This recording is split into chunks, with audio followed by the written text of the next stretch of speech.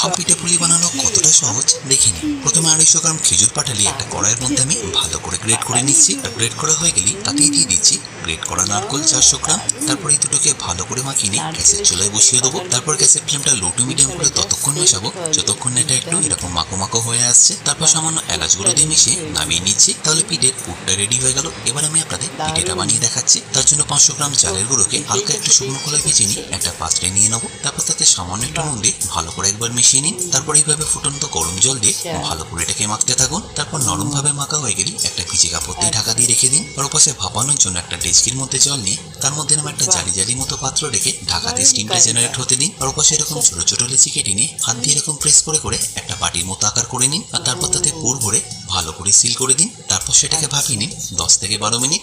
তারপর নলেন গুড়ের সাথে পরিবেশন করুন ভাপা পিঠে পুলি। নলেন গুড়ের রস দিয়ে খেতে দারুণ।